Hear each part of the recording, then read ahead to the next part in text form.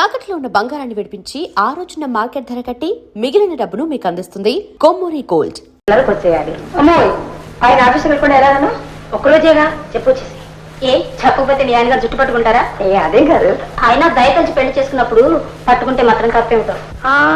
దయతలిచి పెళ్లి చేసుకోవాలి, ఆయన నన్నే చేసుకుని తీరాలి. ఎందుకని అంటే అసలు ఆయన ఎవరనుకుంటున్నా? చిన్నప్పుడు మా నాన్న దగ్గర చదువుకున్నాడు. చదువుకుంటే చేసుకోవాలందా? మామూలుగా చదువుకోవటం కాదు, మా నాన్ని చదివించాడు. మీ నాన్న చదివించటం ఏంటే?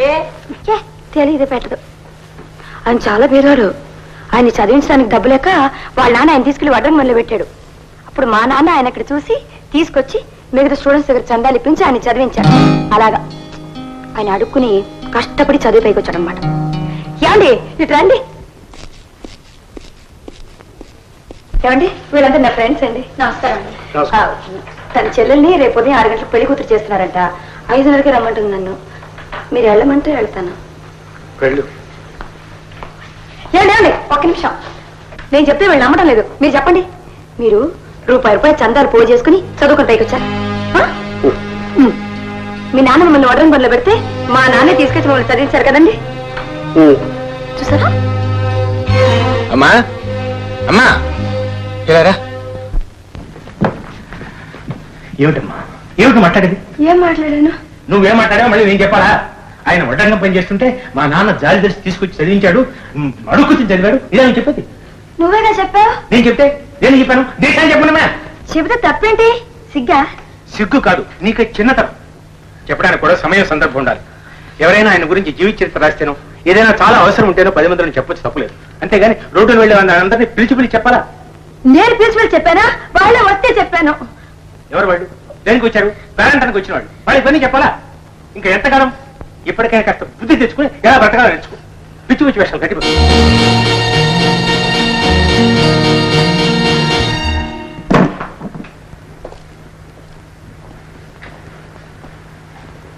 గౌరీ భవిష్యత్ ఏమైంది? ఏమండి మిమ్మల్ని నా ఫ్రెండ్స్ పరిచయం చేయడం తప్ప? ఎవరున్నారు? ఇంకెవరు? ఆ ముసలాయన కష్టపడి వారాలు చేసుకుని చదువుకుని పైకి వచ్చారన్నాను. అలాగే వచ్చారు. నేను అబద్ధం చెప్పలేదు కదా. అలా చెప్పడంలో తప్పేమైనా ఉందా? కాదు. మరి జీవితంలో మనిషి కష్టపడితే గొప్పవాడు అవుతాడని చెప్పడానికి నేను అలా చెప్పాను. ఆయన అలా మాట్లాడతాడు ఏంటండి?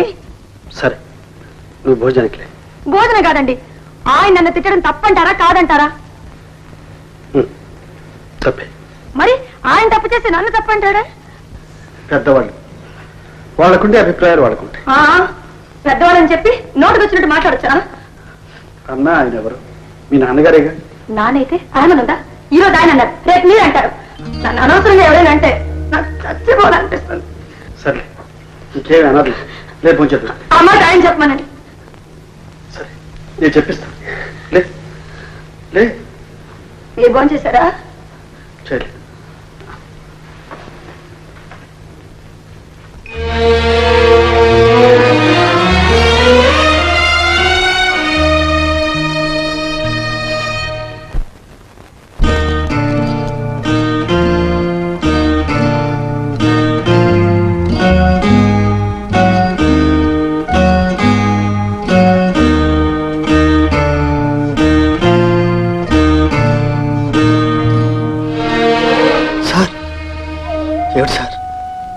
వయస్సు మళ్ళిన వాళ్ళు కాదు బాబు, పెద్దవాళ్ళు, మనసు తెలుసుకున్న వాళ్ళు, మనిషిలా ప్రవర్తించగలిగిన వాళ్ళు. విషాన్ని మింగిన భగవంతుడు గొప్పవాడు కాదు. అయిష్టాన్ని మూర్ఖత్వాన్ని లోపల భరించుకుని సహనాన్ని మానవత్వాన్ని ప్రదర్శిస్తాను నువ్వు 100 ఏళ్ల కాలం సుఖంగా ఉండాలి. అంతే బాబు, అంతకంటే నేనేం చెప్పలేదు.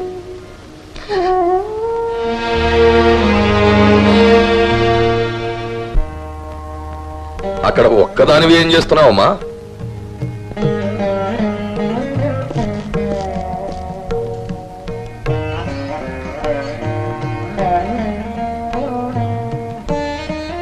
రోజు తులసికి నీళ్లు పోయడం లేదమ్మా? పూజ చేయటం లేదుగా. ఎందుకని? ఏముందని చెయ్యాలి? అదేమిటమ్మా, పెళ్లి కాని ఆడపిల్లలు, పెళ్ళైన ఆడవాళ్ళు ఇంట్లో ఉన్న తులసి కోటకు పూజ చేయకుండా ఊరుకుంటారమ్మా?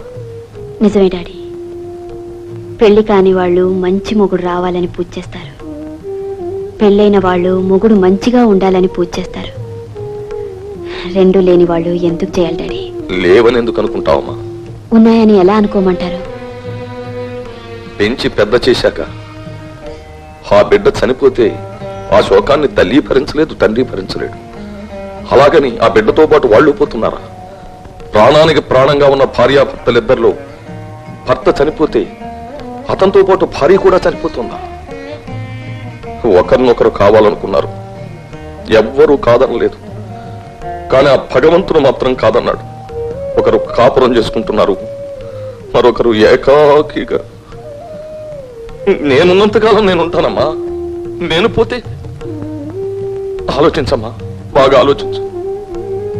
డాడీ, ఆడపిల్ల పెళ్లి చేసుకునే తీరాలా? పెళ్లి చేసుకోకుండా బతకూడదా? నా తెలియక అడుగుతున్నాను.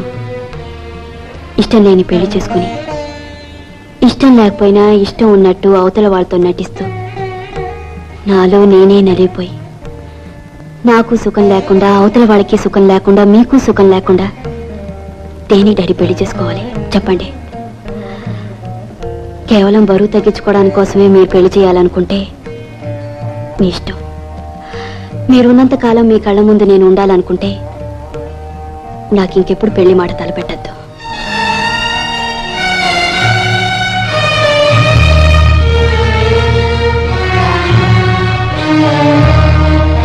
ఎక్కడ దొరుకుతాయే?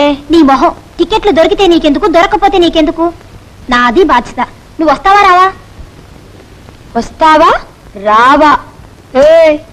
ఫస్ట్ డే ఫస్ట్ షో నేను చూడకపోతే ఆ పిక్చర్ ఆడదే. ఉందా ముసలాంతో చెప్పొస్తా నేను.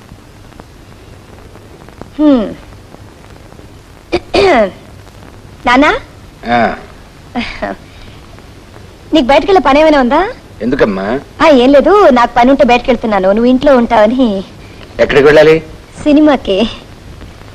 నాకు ఇష్టం లేదు, అంత దూరం నుంచి వాళ్ళు వచ్చారు, రమ్మంటే రానంటే బాగుండదు కదా, అందుకని. చూడమ్మా, ఇంతకు ముందు నువ్వు సినిమాకి వెళ్ళినా సర్కస్కి వెళ్ళినా నే కాబట్టి సరిపెట్టుకునేవాడిని. ఇప్పుడు నీకు పెళ్ళయింది, ఒక భర్త ఉన్నాడు, అతనికి చెప్పకుండా నువ్వు వెళ్ళకూడదమ్మా. వాళ్ళకి పెళ్ళి మొగులు ఉన్నారు నాన్న. వాళ్ళకున్నది ముగ్గుల్లో మొద్దులో నీకెందుకు? నువ్వు మాత్రం వెళ్ళడానికి వీల్లేదు. అంతగా వెళ్ళాలనుకుంటే అబ్బాయి వచ్చిన తర్వాత అడిగి ఇద్దరు కలిసి వెళ్ళండి. అబ్బాయి గారిని అడగాలంట. అబ్బాయి గారు మీరు వెళ్ళండి, నేను రావట్లేదు. అబ్బాయి గారిని అడగాలంట. సార్, టికెట్స్ రిజర్వేషన్ చేయించుకున్నావు, ఈ ఒక్కసారికి దాన్ని పంపించండి. మళ్ళీ దాన్ని ఎప్పుడు తీసుకెళ్ళండి సార్. అవును నాన్న, ఈ ఒక్కసారికి పంపించు. సరే వెళ్ళండి. నాన్న, పొయ్యి మీద పులుసు పెట్టాను, ఏమనుకోకు, కాస్త దింపేసే. పదండి నాన్న, ఉప్పు చాలపోతే వేసేసాయి, మర్చిపోకు. ఏవమ్మా, నిజంగా లేవని చెబుతున్నానుగా. ఏమండి, 5 టికెట్లే కదండి, ఎలాగో అడ్జస్ట్ చేయండి. ఏమా హౌస్ఫుల్ అయిన తర్వాత వచ్చి టికెట్లు అంటే నేనేం చేయను? ఏమిటండి మీరు, ఏ ఇన్కమ్ ట్యాక్స్ ఆఫీసర్, ఏ పోలీస్ ఆఫీసర్ వస్తే ఈ హౌస్ఫుల్ బోర్డు చూపించి తిరిగి పంపించేస్తారు వారిని? వాళ్ళంటే తప్పదు, 4 కుర్చీలు వేసి కూర్చోబెడతా. అలాగే 5 సీట్లు మాకు వేసి మమ్మల్ని కూర్చోబెట్టండి. ఏంటండి అదేం కుదరదమ్మా, పై ఆఫీసర్లు వచ్చే మమ్మల్ని పట్టుకుంటారు. నువ్వు వారి మధ్యలో ఆయన ఇస్తానంటుంటే, ఏమండి అంత పెద్ద హాల్ ఉంది కదండి, మమ్మల్ని కూర్చోబెట్టకూడదండి ప్లీజ్. అమ్మా వీల్లేదు, ఇంకొక షో కూడా నేను ఇప్పిస్తాను. మాకు తిరిగి వెళ్ళడానికి కుదరదండి, కావాలంటే నేలలో కూర్చొని సినిమా చూస్తామండి మేము. నేల కూర్చుంటానండి. కర్మ కర్మ. ఒరే 4 కుర్చీలు వేసి కూర్చోబెట్టి వెళ్ళండి. చాలా థ్యాంక్స్ అండి. ఆఖరికి ఇలా తయారయ్యారు.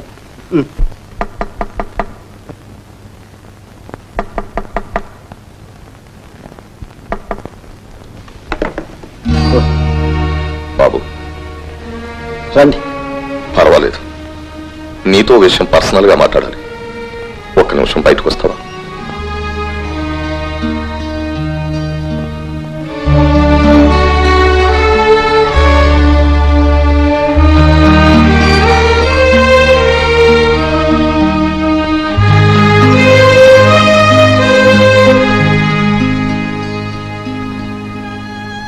బాబు, చెప్పులు ఎక్కడున్నా కాళ్ళు వెతుక్కుంటూ వస్తాయి అన్నావు, అదే నిజమైంది.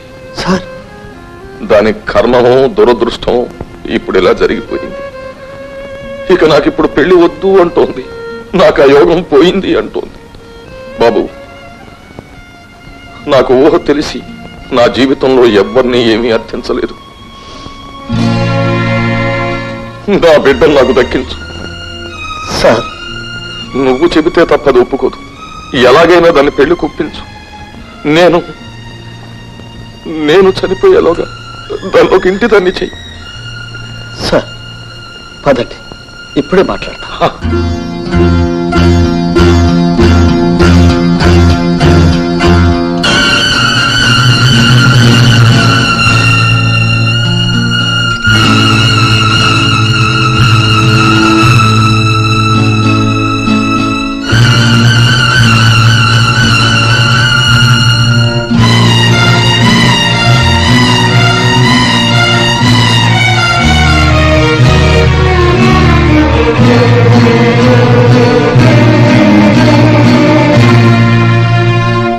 నేను చెప్పలా సినిమా చాలా బాగుంటుందని. అవునే, పాటలు కూడా చాలా బాగున్నాయి. పిక్చర్ చూసారా? ఎందుకు వచ్చావే?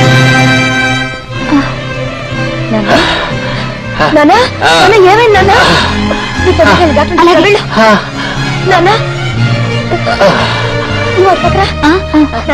లోపలికి వెళ్దారా?